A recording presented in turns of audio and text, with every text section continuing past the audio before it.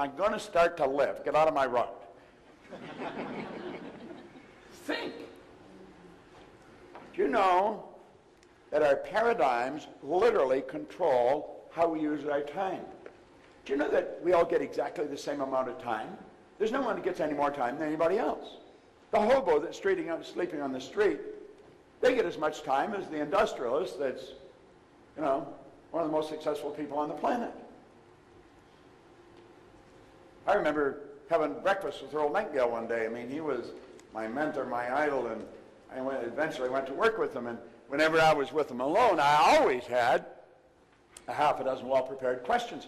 Again, we were having breakfast in downtown Chicago one day. We went down to a speaking engagement, and early in the morning, he lived downtown. He said, well, why don't we go over to, I don't know, whatever hotel it was, and have breakfast? I said, absolutely, yeah, I'd like that, Whenever I could get alone with him, I'd get alone with him. So we're sitting having breakfast this morning, and I said, Earl, now, he was the most listened to man in the history of the broadcasting industry at the time. Earl Nightingale literally started the personal development business, he and his partner Lloyd Conant, as far as we know it today in recorded fashion. And I said, Earl, how did you learn to master time management? I could still hear his fork hitting the plate. And he looked at me and said, what are you talking about? He said, I never mastered time management. Nobody masters time management. He said, time can't be managed. He said, I merely manage activities. He said, I just keep a sheet of paper and I write things I have to do on them, and then I do them.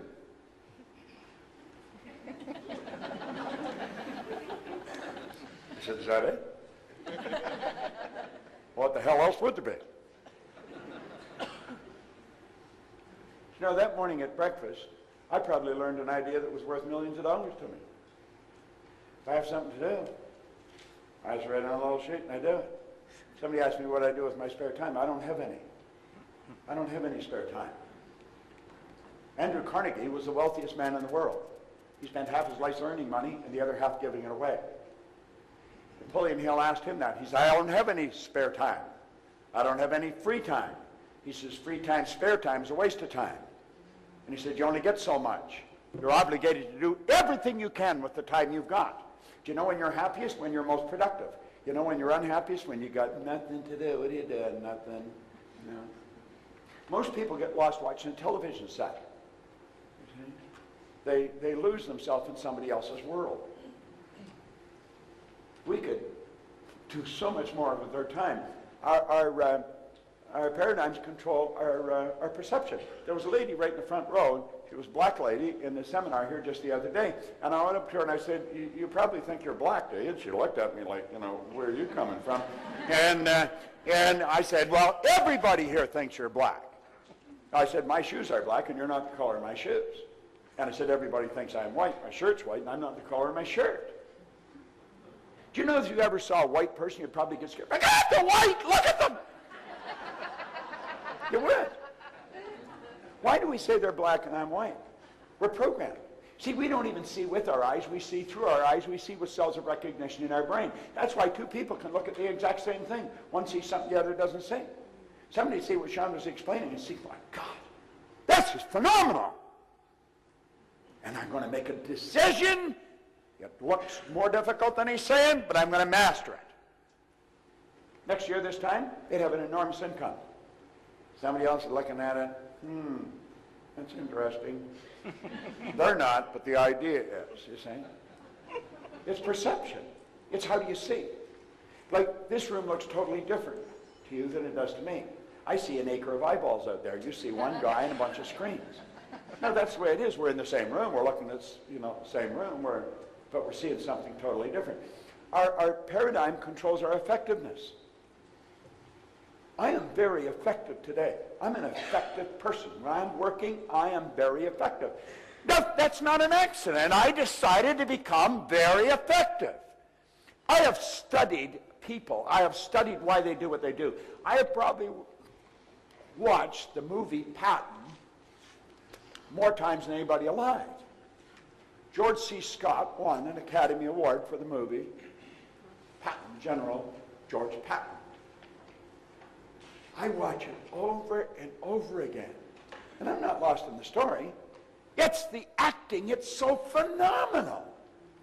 Then compare that to a sales presentation. I watched that and Lawrence of Arabia. You watch Peter O'Toole or Umar Sharif in Lawrence of Arabia, it's phenomenal. Watch Peter O'Toole on that camera. On that camel, the camera is that's close up on his face. He believes he's Lawrence. He's become Lawrence. What happened? He got a script. He read the script. He reread it. He memorized it. He studied it. He internalized it. And he became Lawrence. George C. Scott became General Patton. Well, you know, you can learn something by watching these people. They're such consummate professionals at what they do.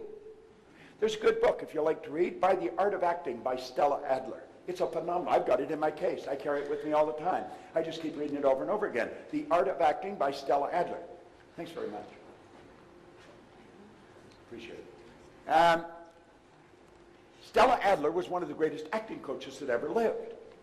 And Marlon Brando was one of her students. In fact, he wrote the foreword to the book. Now, both Marlon Brando and Stella Adler are gone now. Stella Adler never wrote a book, but she recorded all her classes. And a man named Kissel took her classes and turned them into a book. It's a phenomenal book.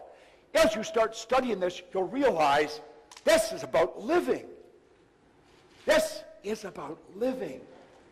That's what acting is. Do you know that most people are extras in their own movie? They're not the star of their own movie. We should be the star in our own movie. We want to study this. Really study it. There's so many wonderful lessons about life. And you start to look at what you're doing, you say, how good am I at it? Am I really a pro at this? You're supposed to have a guy here, he was here last year, Chris Guerrero. I guess he's a friend of Sean's and mine. And Chris started to listen to what I talk about. He joined our coaching program. I met some people this morning at the breakfast that are in our. We have a 13-month coaching program. If any of you are interested, I'll show you where to go. But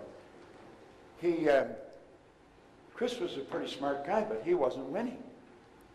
He said, he sent me a letter. He stayed in the coaching program. I think he signed up for 2 or 3 years. Each year he'd sign up again.